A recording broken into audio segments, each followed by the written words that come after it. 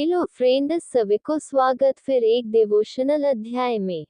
आज हम बात करेंगे श्री पूज्य श्री चैतन्य जी की बारे में, जिनको भगवान श्री कृष्ण का बड़ा भक्त और प्रचारक भी। चलिए शुरू करते हैं। लगभग 527 वर्ष पूर्व की बात है। उस समय भारतवर्ष पर मुसलमानों का राज्य था। हिंदुओं पर अनेक प्रकार के अत्याचार हो रहे थे और वे निर्भीक रूप से अपने धर्म का पालन नहीं कर पाते थे। किंतु उससे भी अधिक दयनीय अवस्था वैष्णव धर्म की थी, क्योंकि मुसलमानों के साथ साथ पाखंडी हिंदू लोग भी वैष्णवों के घोर विरोधी हो गए थे। मुसलमानों का संग करते करते उनकी बुद्धि भ्रष्ट हो चुकी थी तथा उनका आचरण मुसलमानों के जैसा ही हो गया था। वैसे तो उस समय वैष्णव ही गिने चुने रह गए थे तथा जो थे भी, वे पाखंडी लोगों द्वारा उपहास तथा अपमान किए जाने के कारण छिपकर ही भजन करते थे। यदि लोगों को पता चल जाता कि यह व्यक्ति वैष्णव है, तो सभी लोग उससे घृणा करते थे तथा समाज से उसका बहिष्कार कर देते थे। उस समय पूर्व भारत में भगवती भागीरथी के सुंदर तट पर बसा हुआ नवद्वीप धाम विद्या का प्रधान केंद्र था। नवद्वीप में विद्या अध्ययन कर लोग स्वयं को धन्य मानते थे। वहाँ पर बड़े बड़े वैदांतिक तथा न्यायिक पंडित रहा करते थे, जो गीता, भागवत, पुराण, वेद आदि शास्त्रों के ज्ञाता थे। वे नित्य प्रति भागवत एवं गीता इत्यादि का पाठ करते थे। श्रीमद्भागवत वेदरूप कल्प वृक्ष का रसमय परिपक्व पका हुआ फल है तथा रसिक भक्त उसका आस्वादन कर सदा सर्वदा प्रेम में मत रहते हैं। परंतु आश्चर्य की बात तो ये थी कि नवद्वीप के पंडित लोग इसकी व्याख्या करते समय कहते कि मुक्ति ही गीता और श्रीमद्भागवत का चरम फल है। यद्यपि सभी शास्त्रों का उद्देश्य भगवत भक्ति है, परंतु वे लोग अपनी व्याख्याओं में कहते कि शास्त्र हमें कर्म, ज्ञान एवं योग की शिक्षा ही प्रदान करते हैं। इस प्रकार भक्ति का विचार प्रायः लुप्त हो चुका था। भक्ति के नाम पर लोग नाक भौं सिकोड़ते थे। उस समय लोग अपनी जागतिक वासनाओं को पूर्ण करने के लिए भूत प्रेतों की तथा देवी देवताओं की पूजा करने लगे थे। वे देवी देवताओं के उद्देश्य से पशुओं की बलि भी चढ़ाते तथा पूजा के पश्चात स्वयं ही मांस एवं मदिरा का सेवन करते थे। सारी रात मद्यपान कर वे लोग देवी जागरण करते तथा उसके लिए प्रचुर धन खर्च करते थे, परंतु भगवान के उत्सव जैसे श्री जन्माष्टमी इत्यादि में किसी की लेश मात्र भी रुचि नहीं थी। उसी नवद्वीप नगर में श्री अद्वैताचार्य नामक एक महापुरुष निवास करते थे, जो कि वैष्णव धर्म के पालन में रत थे। वे महाविष्णु के अवतार थे। भगवान की इच्छा से ही वे इस जगत में अवतीर्ण हुए थे। संसार की ऐसी दुरावस्था देखकर तथा भक्ति एवं वैष्णव धर्म की उपेक्षा देखकर वे बहुत दुखी रहते थे। वे समस्त शास्त्रों के ज्ञाता थे। अपने घर में वे नित्य भागवत पाठ करते थे, जिसे सुनने के लिए नवद्वीप के वैष्णवजन वहां पर एकत्रित होते थे। सारा दिन पाखंडियों के वाक्य, बाणों तथा अपमान से उन वैष्णवों का हृदय पीड़ित रहता था। परंतु संध्या के समय श्री अद्वैताचार्य के श्रीमुख से श्री भगवान की अमृतमयी कथाओं को श्रवण कर उनका हृदय कुछ समय के लिए सुशीतल हो जाता था तथा वे अपना सारा दुख भूल जाते थे। नास्तिकता का प्राबल्य तथा वैष्णवों का अपमान देखकर एक दिन श्री अद्वैताचार्य क्रोधित होकर उपस्थित सभी वैष्णवों से कहने लगे, आप सभी लोग ध्यानपूर्वक सुने। यदि अतिशीघ्र ही प्रभु ने इस जगत में प्रकटित होकर इन पाखंडियों का उद्धार नहीं किया, तो मैं चतुर्भुज रूप धारण कर अपने चक्र से इन सभी पापियों का संहार कर डालूंगा। ऐसी भीषण प्रतिज्ञा करके वे विचार करने लगे कि ऐसा कौन सा उपाय है जिसके द्वारा प्रभु अतिशीघ्र इस जगत में प्रकट होंगे। उसी समय उन्हें एक शास्त्र वाणी श्लोक का, तुलसी दलमात्रेण जलस्य चुलुकेन वा विक्रीणीते स्वमात्मान भक्तेभ्यो भक्तवत्सलः हरिभक्ति विलास 11/110। अर्थात यदि कोई व्यक्ति एक तुलसी दल मात्र, तुलसी का पत्ता तथा चुल्लू भर जल भगवान को अर्पण करे, तो भक्तवत्सल भगवान ऐसे भक्त के हाथों स्वयं को बेच देते हैं। गौण कारण उसी समय से श्री अद्वैताचार्य नित्य प्रति एक तुलसी दल, तुलसी का पत्ता तथा चुल्लू भर जल भगवान को अर्पण करने लगे। उनकी भीषण प्रतिज्ञा एवं तीव्र आराधना ने भगवान के सिंहासन को भी हिला दिया।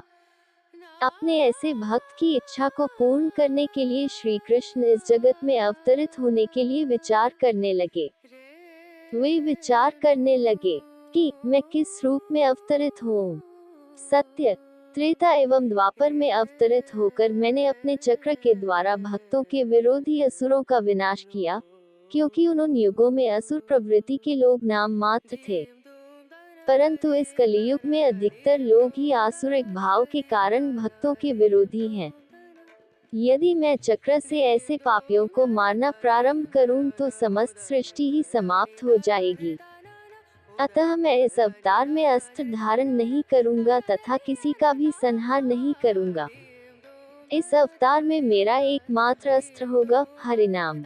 अन्यान्य अवतारों में मैंने चक्र के द्वारा असुरों का संहार किया, परंतु इस कलियुग में मैं हरिनाम रूपी अस्त्र के द्वारा असुरों को नहीं, बल्कि उनकी आसुरिक वृत्ति को नष्ट करूंगा तथा उनके चित्त को शुद्ध कर उन्हें अपने नाम के माध्यम से प्रेम प्रदान करूंगा।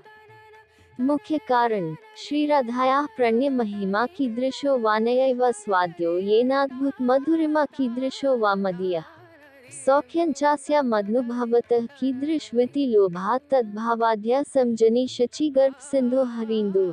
श्री चैतन्य चरितामृत आदिलीला 1/6। ब्रजलीला के समय एक बार प्रेम सरोवर में श्री राधा कृष्ण बैठे हुए थे।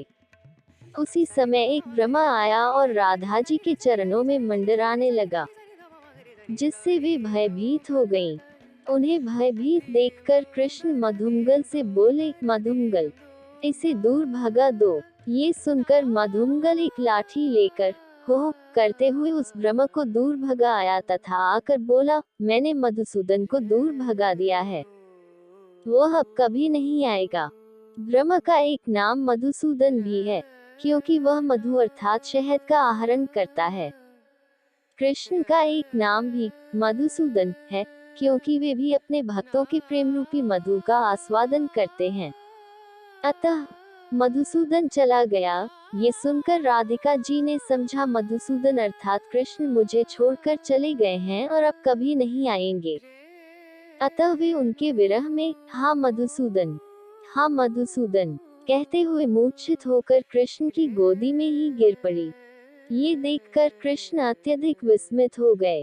वे सोचने लगे, बड़े आश्चर्य की बात है, मैं इनके पास हूँ, फिर भी ये सोच रही हैं कि मैं दूर चला गया। केवल ये सुनकर कि मधुसूदन चला गया, ये अचेत हो गईं। मुझे तो कभी ऐसा नहीं होता, जबकि मैं भी इनसे अथाह प्रेम करता हूँ।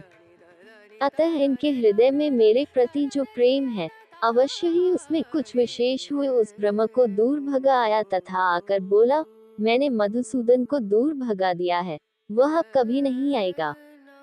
ब्रह्म का एक नाम मधुसूदन भी है, क्योंकि वह मधु अर्थात शहद का आहरण करता है।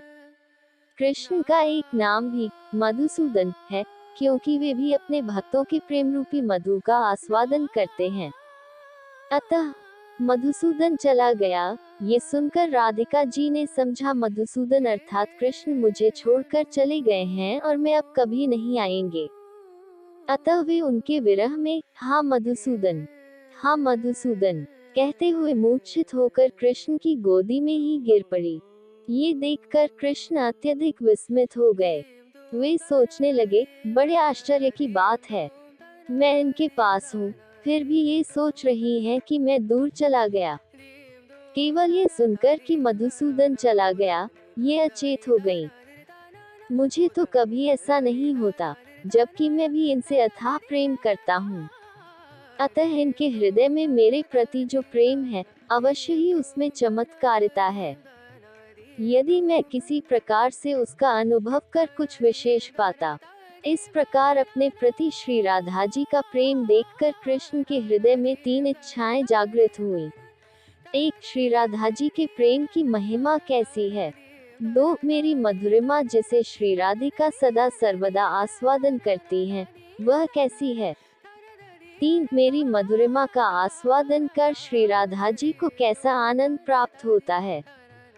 ब्रजलीला में श्री कृष्ण की ये तीनों वांछाएं अपूर्ण रह गई थी, अतः अपनी इन तीनों इच्छाओं को पूर्ण करने के लिए ही श्री कृष्ण श्री राधा जी के हृदय के भावों एवं उनकी अनकौंती को स्वीकार करके श्री चैतन्य महाप्रभु के रूप में अवतरित हुए। रसिक शेखर श्री कृष्ण परम कृपालु हैं, अतः उन्होंने प्रेमरस का निर्यास सार आस्वादन करने तथा रागमार्ग प्रचार करने के लिए अवतरित होने का निश्चित किया। दोस्तों, ये थी चैतन्य गाथा की प्रथम भाग। आगे जानने के लिए अगली भाग में मिलेंगे। धन्यवाद।